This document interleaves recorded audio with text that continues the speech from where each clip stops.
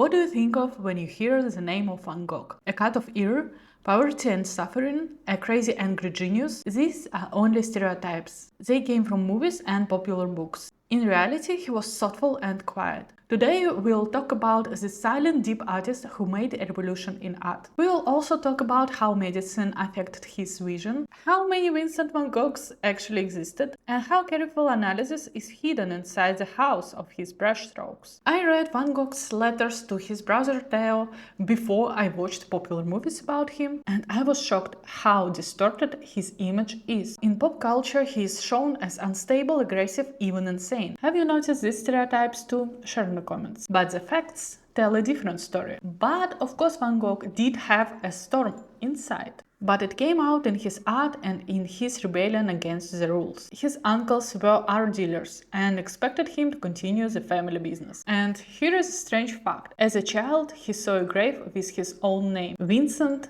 van Gogh. It belongs to his older brother who died before Van Gogh was born. And he was given exact the same name. That sounds like traumatic experience, right? Some critics believe this moment made him see life differently and more deeply. Speaking of rebellion, he did not continue the family business. He first became a preacher and only at age 27 he broke from his family and chose to be an artist, even though it meant extreme poverty. He already knew what it meant to be poor. As a preacher, he lived among workers. There, surrounded by coal mines and potatoes, he painted his first masterpieces. His brother Theo still helped him a little with money, but actually it was tiny. In today's money, it's around $1,000 per month. How is that even possible to live in a city with $1,000 a month? In art, he made 3 revolutions, and technique, in colors and in subjects. Let's go one by one. He did not use color to reflect reality.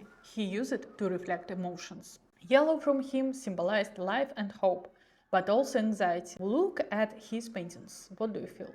He used red to show the destructive power of passion. He often put it next to green for strong contrast, like in the night cafe. Blue had a special spot in his art. It expressed loneliness. For example, in Starry Night, which he painted in a mental hospital. Which painting and emotion is closest to you? Write in the comments. The second revolution is in subject.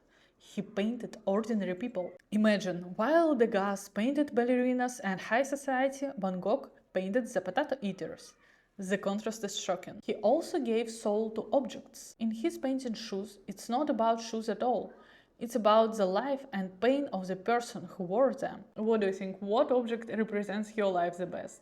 Share in the comments. And the third revolution is technique. At the first glance, his brush strokes looks chaotic, but they are not. He planned everything in his paintings. Look closer. A textured stroke had its own shadow and light.